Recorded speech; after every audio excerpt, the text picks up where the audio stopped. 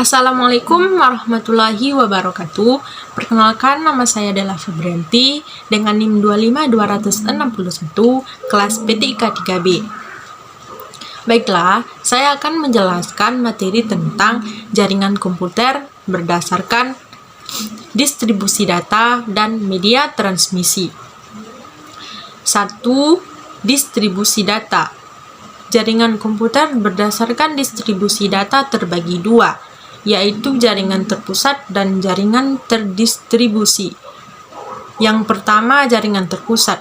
Jaringan terpusat adalah jaringan yang terdiri dari komputer klien dan komputer server, di mana komputer klien sebagai perantara dalam mengakses informasi atau data yang berasal dari komputer server. Dalam jaringan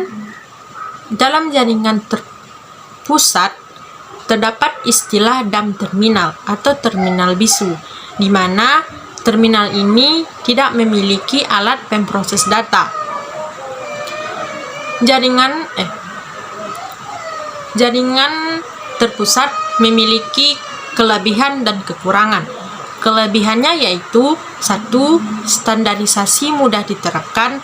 Yang kedua, pemakaian CPU yang sangat efisien.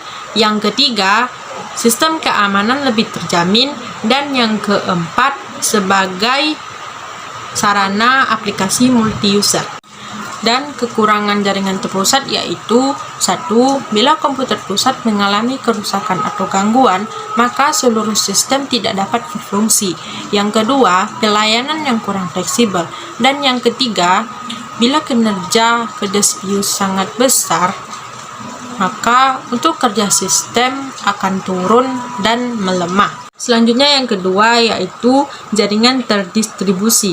Jaringan ini merupakan hasil perpaduan dari berbagai jaringan terpusat sehingga memungkinkan beberapa komputer server dan komputer klien yang saling terhubung membentuk suatu sistem jaringan tertentu. Sistem terdiri atas sejumlah komputer yang tersebar di berbagai lokasi yang dihubungkan dengan sarana telekomunikasi dengan masing-masing komputer yang mampu melakukan pemrosesan yang serupa secara mandiri, tetapi bisa saling berinteraksi dalam pertukaran data. Selanjutnya, kelebihan dan kekurangan jaringan terdistribusi. Kelebihannya yaitu 1. Mengatasi masalah beban kerja pada komputer pusat. Yang kedua, biaya komunikasi berkurang. Yang ketiga, kerusakan pada salah satu komputer lokal yang berakibat kecil terhadap keseluruhan sistem. Yang keempat, dapat menambah komponen secara individu tanpa harus menduplikasi sistem. Yang kelima, fasilitas lokal dapat disesuaikan dengan kebutuhan lokal. Yang keenam, memungkinkan pertumbuhan sistem secara terus-menerus. Yang ketujuh, susunan sistem bisa disesuaikan dengan organisasi perubahan.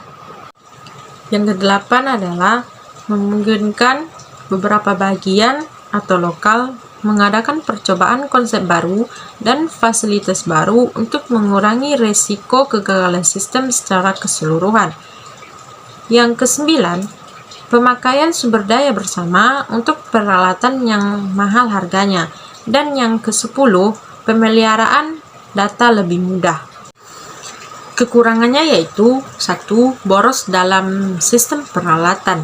Yang kedua, biaya yang cukup mahal. Yang ketiga, proses data yang agak lambat. Dan yang keempat, membahayakan dari segi keamanan data. Selanjutnya, jaringan komputer berdasarkan media transmisi. Jaringan komputer berdasarkan media transmisi terbagi dua, yaitu jaringan berkabel dan jaringan tanpa kabel. 1. Jaringan berkabel. Media transmisi data yang digunakan dalam jaringan ini berupa kabel. Kabel tersebut digunakan untuk menghubungkan komputer dengan komputer lainnya agar bisa saling bertukar informasi atau data atau terhubung dengan internet. Salah satu media transmisi yang digunakan dalam jaringan berkabel ini adalah kabel UTP. Selanjutnya, kelebihan dan kekurangan pada jaringan berkabel.